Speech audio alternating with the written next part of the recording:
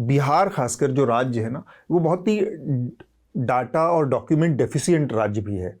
मेरे ख्याल से आज की तारीख में सबसे ज़्यादा लोगों के पास बिहार में जो होगा वो आधार कार्ड होगा। जैसे ये जो 11 डॉक्यूमेंट की लिस्ट बनाई गई है चुनाव आयोग ने के द्वारा, उसमें पासपोर्ट है। बिहार में 2-2.5% के आसपास लोगों के पास केवल पासपोर्ट है। बर्थ सर्टिफिकेट की यही स्थिति है, 15% के आसपास है करीब।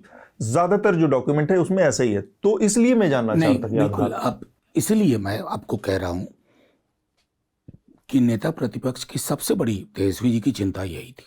आधार कार्ड का अगर मैं सही कह रहा हूं तो पेनिट्रेशन तकरीबन 86-87% है बिहार में। यानी ये एक डॉक्यूमेंट है। आपने सही कहा, पासपोर्ट की वही स्थिति है, कास्ट सर्टिफिकेट की भी वही स्थिति है, और जैसे मैट्रिकुलेशन सर्टिफिकेट उसमें भी वही स्थिति है। और एक बात है कि Bihar most document deficient state है हिंदुस्तान का जी।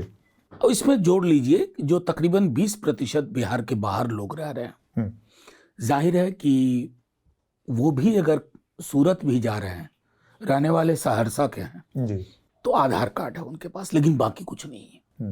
तो ऐसे में किसी भी संस्था का उद्देश्य होना चाहिए था फैसिलिटेट करना जी, न कि रोड ब्लॉक उत्पन्न करना।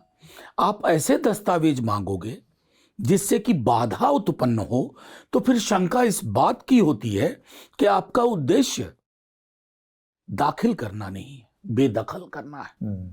और इसको मैंने एक आर्टिकल में भी लिखा कि एक लेवल पे जिसको बाबा साहब अम्बेडकर ने रोका, नेहरू जी ने रोका, यूनिवर्सल एडल्ट फ्रेंचाइज इस देश को दुनिया के तमाम देशों के मुकाबले सबसे पहले लागू हुआ और सहजता से लागू हुआ। महिलाओं के लिए, अनपढ़ अशिक्षित लोगों के लिए। और कई बार मैं लोगों की प्रतिक्रियाएं भी सुनता हूं, पढ़ाई लिखाई ये सब को लेकर के।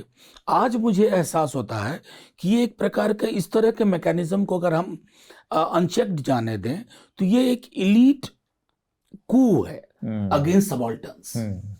और ये लोकतंत्र के स्वास्थ्य के लिए उचित नहीं है कि इतने बड़ी आबादी अगर बेदखल हो जाती है, चुनाव के नतीजे किसी के पक्ष में जाए, लेकिन कमजोर तो लोकतंत्र होगा, उसकी नींव कमजोर होगी। और डिपेंडिंग ऑफ डेमोक्रेसी की जो पूरी प्रक्रिया है, आप उसको हॉल्ट करते हैं।